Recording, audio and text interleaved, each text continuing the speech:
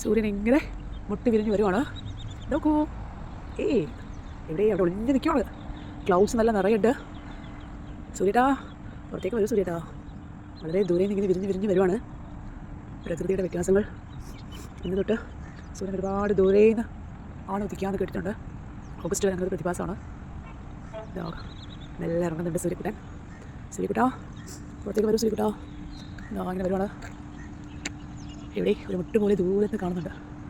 ഈ മനോഹര പ്രഭാതം ഒരിക്കൽ കൂടി എല്ലാവർക്കും നല്ലൊരു ദിനം ആശംസിച്ചുകൊണ്ട് മൈൻഡ് പവർ ഓഫ് മലബാറീസ്. പ്രകൃതി നമുക്ക് നൽകുന്ന ഒരു വരദാനമാണ് ഈ കാഴ്ചകൾ.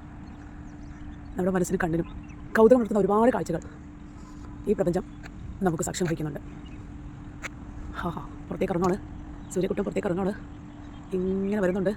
സൂം ചെയ്താൽ മാത്രമേ വരുള്ളൂ. എൻ്റെ ഹൈറ്റൊക്കെ ക്യാമറ ഒന്നുമില്ല, സാധാരണ ക്യാമറയാണ്. സൂര്യട്ടാ, പുറത്തേക്ക് വരുമോ. ഇങ്ങനെ അവിടെ വിരിയുകയാണ്. ഒരു റോസാപ്പൂ മുട്ട് വിരിയുന്നത് പോലെ, ചെമ്പനീർ എന്ന് പറയുന്ന പോലെ വിരിഞ്ഞുകൊണ്ടിരിക്കുകയാണ്.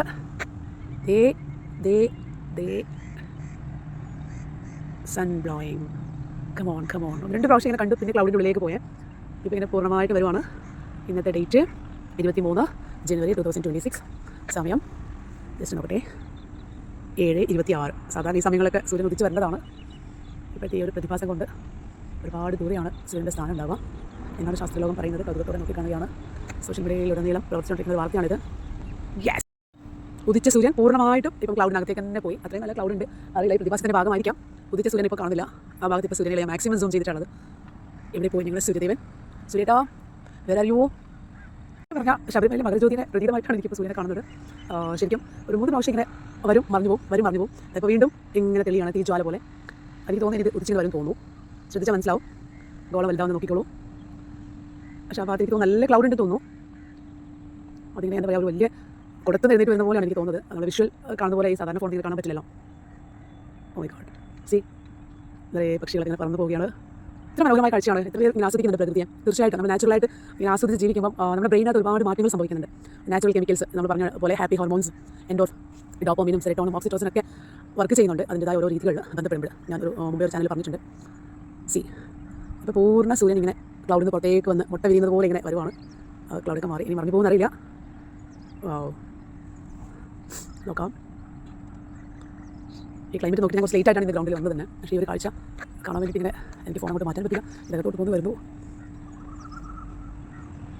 സാധാരണ ഞാനൊക്കെ എപ്പോഴും നാച്ചുറൽ ശ്രദ്ധിക്കുന്ന കളി തീർത്തൊക്കെ ഓട്ടത്തിനൊക്കെ പോകുമ്പോഴും സൂര്യൻ ഉദിച്ച് കഴിഞ്ഞാൽ അങ്ങനെ വരും. പിന്നെ അതിങ്ങനെ പൂർണ്ണമായി വന്നിട്ട് കത്തിച്ചൊലിക്കുന്ന രീതിയാണ് കാണാറ്. പക്ഷേ ഇന്ന് സൂര്യൻ ഉദിക്കുമ്പം ആ ഒരു പ്രകാശം സത്യമായിട്ടും പ്രകാശം മാത്രമേ ഉള്ളൂ, ആ ഒരു ലൈറ്റ് ഇല്ല. കാരണം അന്തരീക്ഷം നോക്കി കാണാൻ പറ്റും. ഇപ്പോൾ പൂർണ്ണ സൂര്യൻ പുറത്തേക്ക് തന്നെ വന്നു. ഒരു മൂൺ ശരിക്കും തോന്നുന്നത്. സൂര്യൻ ഉദിച്ചതുപോലെ തോന്നിയില്ല. ക്ലൈമറ്റ് നോക്ക്, സൂര്യൻ ഉദിച്ചൊരു ക്ലൈമറ്റ് നോക്ക്. നമുക്ക് സാധാരണ ഉദിച്ച് കഴിയുമ്പോൾ തന്നെ ഒരു തീജ്വാല എല്ലാവരും വർഷിക്കുന്ന പോലെ ഉണ്ടാവാറ്. പക്ഷേ ഇതങ്ങനെ കാണാൻ പറ്റുന്നില്ല. നല്ല തണുപ്പുണ്ട്, ക്ലൈമറ്റ് നല്ല തണുപ്പാണ്. പൂർണ്ണമായിട്ടും സൂര്യൻ ഉദിച്ച് വരുന്നിട്ടുണ്ട്. പക്ഷേ അതിൻ്റെ പ്രകാശമോ ചൂടോ ഒന്നും അറിയുന്നില്ല. പിന്നെ ലൈറ്റ് ആയിക്കൊണ്ടിരിക്കുന്നുണ്ട്. നല്ല ബ്രൈറ്റിലോട്ട് വന്നു. അതിനിടയിൽ ഒരു ക്ലൗഡൊക്കെ ഉണ്ടാകുന്ന ക്ലൗഡൊക്കെ പോയി. പക്ഷേ ഇപ്പം നല്ല പ്രകാശം എത്തിക്കൊണ്ടിരിക്കുന്നു. പക്ഷേ തണുത്ത കാറ്റ് ഇങ്ങനെ വീശിക്കൊണ്ടിരിക്കുകയാണ്. നല്ല തണുത്ത കാറ്റാണ്. മൈ ഗോഡ്, ചെറിയ പക്ഷികളൊക്കെ ഇങ്ങനെ പറന്ന് പോകുന്നുണ്ട്. വളരെ ദൂരെ ആയതുകൊണ്ട് അത് ക്യാച്ച് ചെയ്യാൻ പറ്റുന്നില്ല. വീണ്ടും അതേപോലെ തന്നെ സൂര്യനകത്തേക്ക് പോകാൻ തോന്നുന്നു. ഇത് തന്നെയാണ് തുടർന്ന് കേട്ടോ. ഉള്ളത് പുറത്തേക്ക് വരുന്നത് വീണ്ടും അകത്തേക്ക് പോകുന്നത്. ക്ലൗഡ് മറിയുകയാണ്. മീൻസ് അതുപോലെയാണ് ക്ലൗഡ് ഉള്ളത്. ഒരുപാട് ഡിസ്റ്റൻസ് ഉള്ളതുകൊണ്ടായിരിക്കാം ഇങ്ങനൊരു പ്രതിഭാസം അനുഭവപ്പെടുന്നത്. ഇങ്ങനെ ക്ലൗഡിലേക്ക് മറിഞ്ഞു പോവുകയാണ്. ഭയങ്കര സംഭവമാണ്. പറഞ്ഞറിയിക്കാൻ പറ്റില്ല എന്താണ് നടക്കുന്നതെന്ന്. ക്ലൗഡ് തിന്നാന്ന് പറയില്ല, ഒരുപാട് ദൂരത്തിലുള്ളതുകൊണ്ടാണ് അങ്ങനെ അനുഭവപ്പെടുന്നത്. വീണ്ടും ഇങ്ങനെ അത് പുറത്തേക്ക് വന്നുകൊണ്ടിരിക്കുകയാണ്.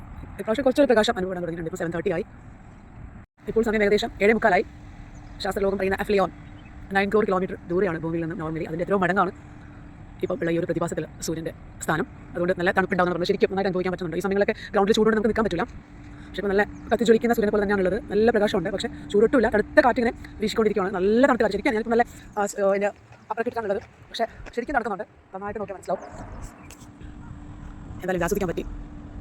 പ്രകൃതിയുടെ മാറ്റങ്ങൾ ആർക്കൊരു ദോഷം വരുത്താതിരിക്കട്ടെ. നല്ലൊരു ദിനം ആശംസിക്കുന്നു. Mind power of Malabaris. അഫ്ലിയോട്ട് നന്നായിട്ട് നമുക്ക് അതിനെക്കുറിച്ച് സ്കൂളിൽ അറിയാൻ പറ്റും.